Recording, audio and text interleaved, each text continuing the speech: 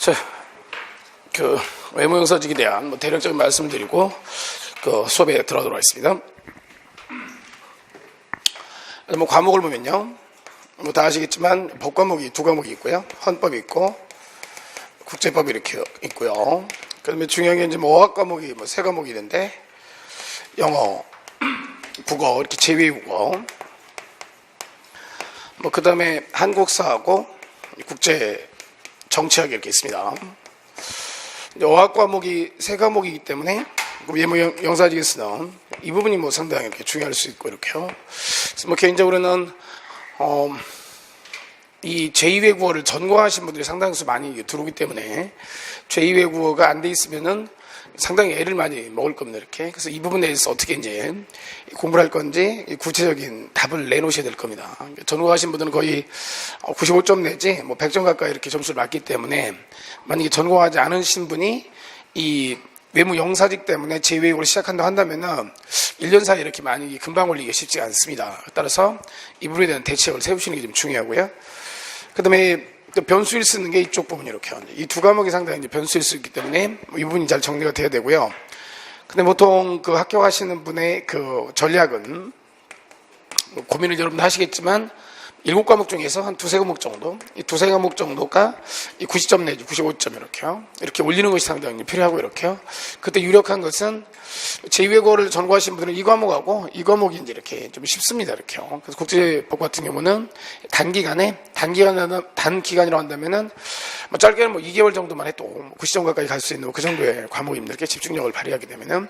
따라서 개인적으로는 국제법이나 이 제2외국어를 전공하신 분들은 두 과목을 전략적으로 집중적으로 하셔가지고 95점 가까이 이렇게 가시면 쉽지 않을까 이런 생각이 들고, 이렇게요. 그 다음에 어학이 세 과목이기 때문에 이쪽에 만약에 약점이 있다고 한다면은 좀 생각을 좀 해보실 필요가 있지 않겠는가, 이렇게요. 생각을 해볼 필요가 있다는 얘기는, 그러니까 직렬을 선택할 때 이게 하고 싶은 게 있을 수 있고 할 수 있는 직렬이 있을 수 있을 겁니다, 이렇게. 이제 개인적으로는 합격 가능성이 가장 중요하지 않겠는가, 이렇게. 그러니까 내가 이걸 하고 싶다, 해보고 싶었다, 이런 것은 전혀 중요하지 않다는 것이죠. 그렇다고 해서 할 수 있는 건 아니기 때문에 그렇죠, 이렇게요. 그러니까 합격이 될 수 있는 직렬을 이제 파악하는 게 가장 중요하다 이런 생각이 들고요. 작년 같은 경우 외무 영사직 같은 경우 2,154명인가가, 정확한 숫자는 끝자리 숫자는 정확하지 않을 수도 있는데, 요분들이 시험을 봤습니다. 한 2,600명 정도가 이제 원서를 냈었고, 시험 본 사람은 요 정도고요. 여기에 22명이 뽑힌 거거든요, 이렇게요. 거의 이제 100대 1이라는 얘기죠, 이렇게. 이제 100대라고 하면은 2,000명 중에 20등을 해야 되는 거예요, 이렇게. 이제 여러분들이 이제 중학교 때, 고등학교 때 한번 생각을 해보시죠, 이렇게. 이제 나는 2,000명 중에 20등을 해본 적이 있는지, 이렇게. 그러니까 합격 가능성이 가장 중요하다는 것이, 이렇게. 물론 작년도 커트라인은 83점대였습니다, 이렇게. 이제 2014년에 커트라인은 88점대였고, 그렇게. 예.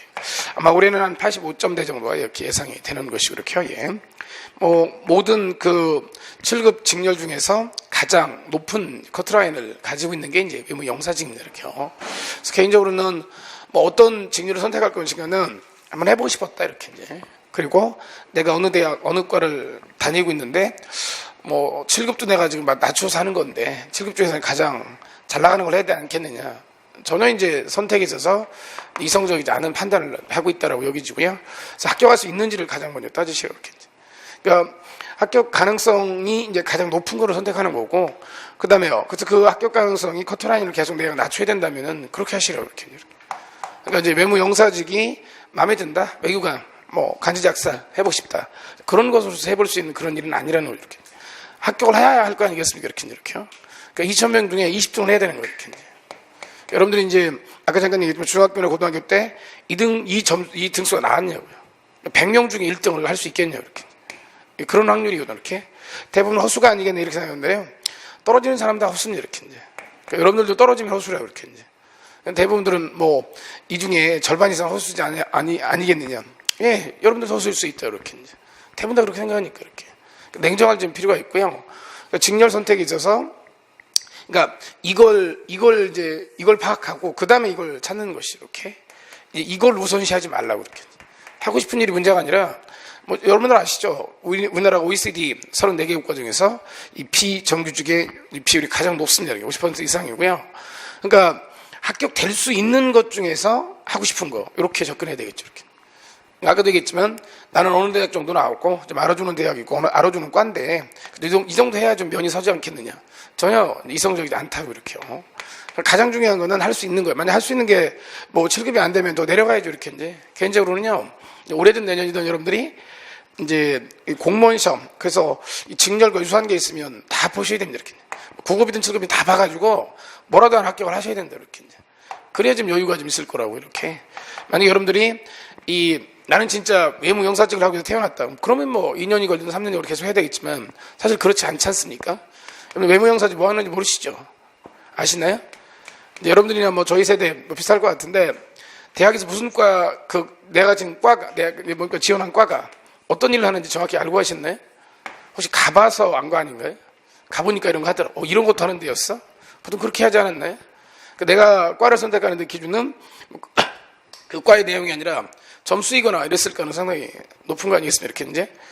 이것도 마찬가지죠. 외무영사직에 학교는 뭘 하는지 모른다. 이렇게 이제. 무슨 얘기를 하려고 하냐면, 그러니까 직렬 선택에 있어서 이것이 안 되면 안 되는 이유를 분명하면 이걸 하는 건데, 그렇지 않다면은, 오로지 이것만 보시라. 이렇게요.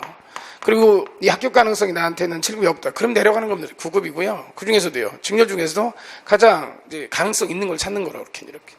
이해되시죠? 그게 아니면은 1년 그냥 화폐하는 거라. 이렇게. 몸도 마음도 시간도 다 박살나는 거죠. 이렇게.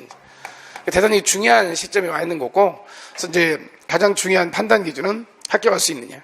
그것이 아닌다면 다 필요가 없는 거라고 이렇게. 이해되시죠?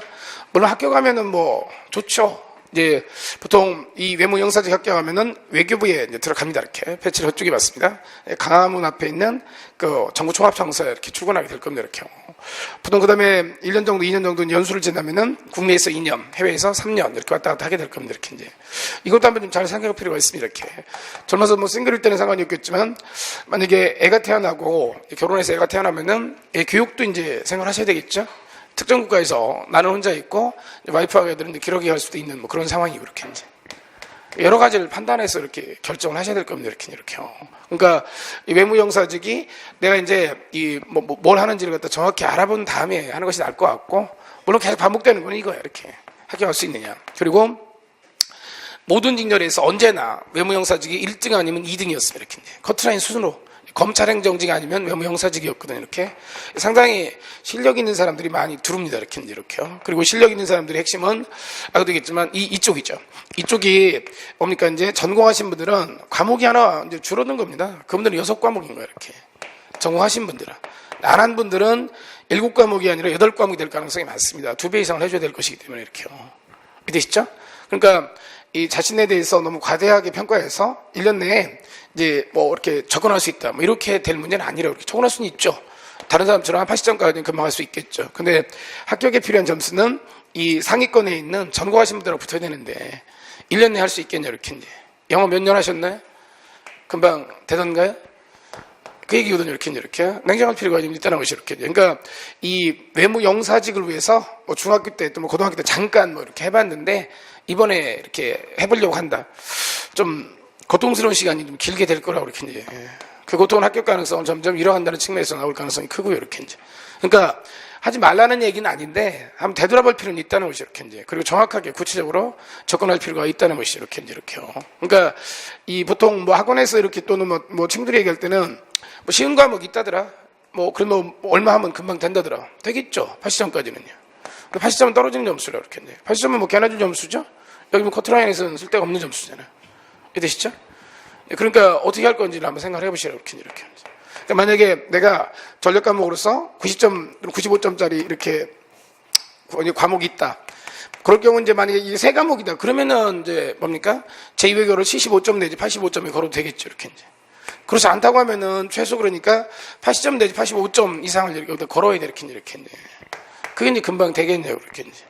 영어 한번 생각해 보시라. 이렇게. 물론 뭐 영어보다는 뭐 쉽게 나올 수도 있긴 하겠죠. 이렇게. 그러니까 개인적으로 볼 때는 제2외국어가 잘 안 돼 있다.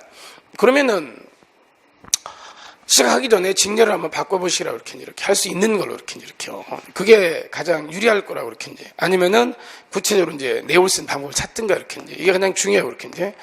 그다음에 이 과목이 변수인 거는 이 과목의 범위가 이 학자들은 과목들은요 범위가 일정치가 않습니다 이렇게. 접근 쉽지 않은 것이 이렇게 이제. 이 책이 오늘 처음 이제 시작하는 책이긴 한데 이 책은 어떻게 만든 거냐면 2007년도부터 이제 2007년도 문제가 공개되기 시작합니다 이렇게 이제. 그럼 작년까지 문제가 공개됐겠죠 이렇게. 그래서 180문제 정도가 이렇게 있습니다. 그러면 기출 문제가 이렇게 나왔으면 그 주변에 있는 내용을 이제 뭡니까 정리한 그런 방식입니다 이렇게 이제. A라는 문제가 났다. 그럼 A에다가 A 다시까지 포함해서 정리하고 B가 나면은 B와 B 다시를 포함하는 그런 방식으로 이렇게 엮어진 책이거든요 이렇게 이제. 이 책의 가장 취약점은 새로운 문제가 나오면요. 그러면 이제 박살날 가능성이 있는 그런 책입니다 이렇게 이제. 그러니까 이런 이제 불편함은 어느 강사 어느 책이든지 간에 피해갈 수 없는 그런 내용입니다 이렇게 이제. 이유는 모든 과목이 대부분 그런데 20문제 중에서 18문제는 기출문제에서 납니다 이렇게 이제. 새로운 2문제는요 어떤 책으로도 커버하기가 쉽지 않은 측면에서 납니다 이렇게 이제. 이 복과목에 가면은 이 기출문제가 반복되는 그 비율이 훨씬 높지만 학자들은 과목은 좀 낮습니다. 학자들은 과목은 한 20문제 중에서 16문제가 좀 반복이 되고 4문제는요 새로운 게 들어갈 가능성이 좀 많습니다. 물론 최근에 오면서 새로운 문제가 들어가는 비율이 4문제에서 2문제 이 정도로 줄어들긴 했습니다 이렇게. 그렇다고 하더라도 어떤 책이든 한 권에서 100%를 커버하는 책은 있기가 좀 힘듭니다 이렇게. 그러니까 우리는 이 책이 기출 문제이니까 그걸 가지고 이제 구성을 했으니까 이 책에다가 플러스 알파를 하는 방식으로 이제 공부를 해나가야 되는 그런 과목이고 이렇게 이제. 여러분들은 개인적으로 봤을 땐 이쪽 과목들이 상당히 좀 잘 돼야 되는 그런 것이고 이렇게. 이쪽에 만약에서 이쪽에서 2과목 이상 좀 어렵다. 그럼 상당히 애를 먹을 가능성이 많습니다. 그럼 다른 과목에서 다 90점 이상을 좀 올려야 되거든요. 이렇게 이제. 여러분 해보셨겠지만 또 좀 시작하시겠지만 한국사 같은 것도요. 이거 우리가 초등학교 때부터 하던 거거든요. 벌써 몇 년입니까? 이렇게 이제. 그죠? 근데 잘 안 돼, 이거. 이렇게. 물론 이제 국어는요. 몇십 년을 쓰고 있죠. 근데 말을 잘한다는 거하고 또 시험을 보는 건 또 다르잖아요. 이렇게 이제. 이렇게. 되시죠? 그러니까 어떻게 접근할 것인지가 좀 잘 생각을 해보실 필요가 있다. 이렇게요. 국제